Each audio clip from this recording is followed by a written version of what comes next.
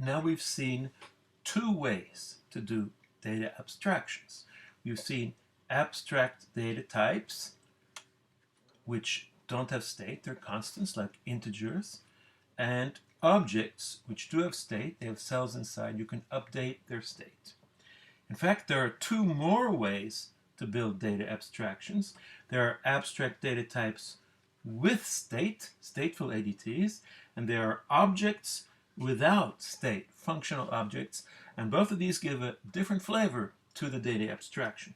So this gives us four ways in all to build a particular data abstraction. In fact, a particular data abstraction, like the stack we've seen so far as our running example, you can implement it in either of these four ways.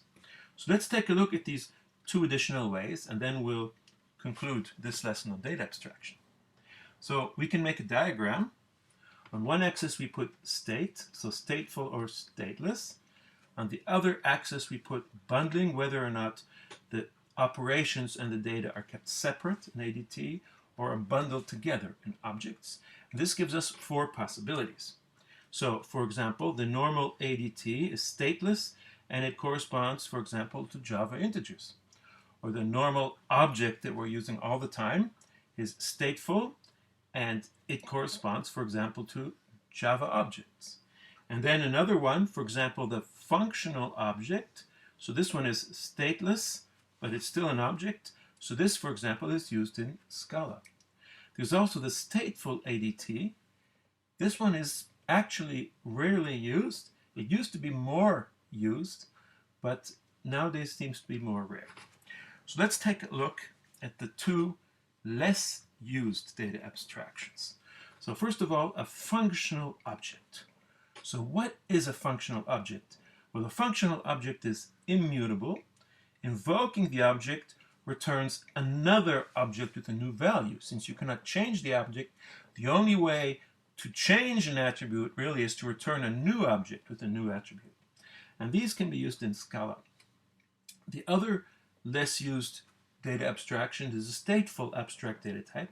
They were actually much used a long time ago in the C language, but since C does not have enforced encapsulation, it's impossible in C. There weren't, technically speaking, data abstractions. Technically speaking, it's not possible to build data abstraction in C because the whole representation is accessible. But if you forget that aspect of it, you can do stateful ADTs in C. And they are sometimes used in other languages a little bit. For example, classes with static attributes in Java. So let's take a closer look at how to build these two less used data abstractions. Let's take a look at first at the functional object. So here's an example of our stack data abstraction built as a functional object. The way it's done is we define this local function called stack object.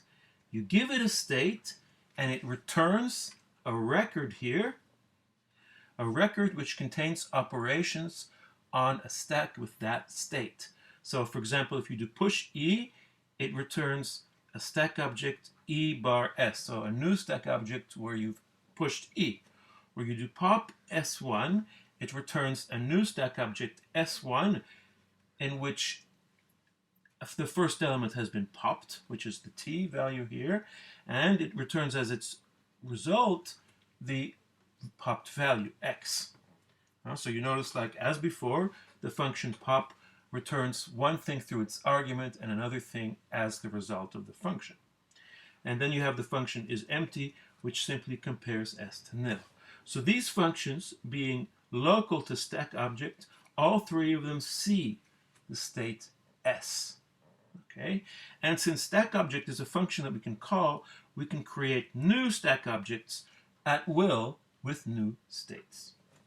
And to start it off, we have the function newStack, which creates a stack object with nil.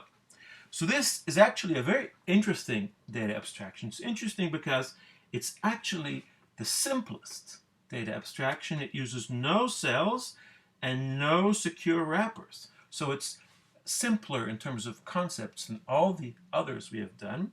It only needs higher order programming. If you look now at the Scala language, so Scala is a language which is a kind of successor to Java, running on the Java virtual machine. It's a hybrid functional object language, so it supports both the functional and object-oriented paradigms. So in Scala, we can define an immutable object that can create or return another immutable object. So, simple example, we could define a rational number class, so we can create instances that are immutable objects which represent rational numbers, and then we can do operations on them. If we add two rational numbers, we return another rational number, and since numbers are constants, they're immutable. So this is a typical example of a functional object. So because adding two rational numbers returns another rational number, it's very logical to do things like this. And because in Java everything's an object, if you make something immutable, then you have an immutable object. So these immutable objects are functional objects, and the advantage of using them is the advantage of functional programming. They cannot be broken, the same advantage of any functional data structure, and also they're seamlessly integrated in the Scala language. Finally now, let's end with the poor stateful ADT, which is so little used. This one requires both a cell internally and a secure wrapper. So we create our secure wrapper here, new wrapper. We build now a new stack by wrapping a cell. Okay, so inside of our wrapped structure, there is a cell with the state of the stack.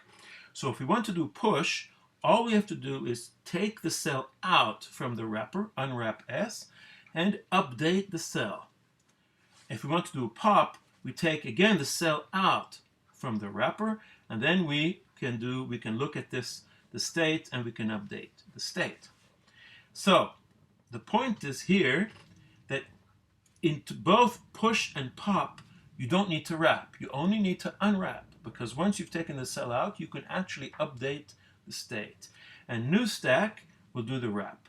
So in fact, once you've wrapped it, you can update the state and it stays wrapped. Okay, so this is a stateful ADT. Let's now conclude the lesson on data abstraction. First of all, data abstractions are a key concept. Building large programs with confidence depends essentially on data abstraction. Also, we can see what concepts we need to build data abstractions. We need higher order programming, we need static scoping, we need explicit state cells, we need records, and we need secret keys for the abstract data types. The data abstractions are defined precisely in terms of these concepts.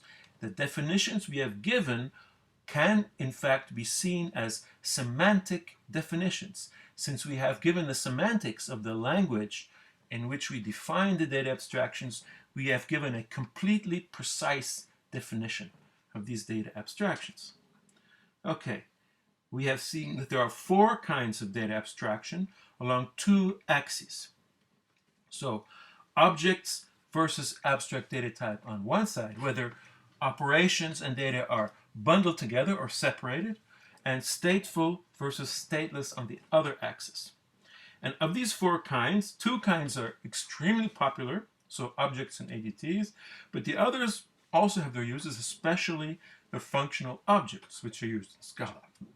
Finally, modern programming languages strongly support data abstractions, and they support much more than objects, as we will see in the next lesson.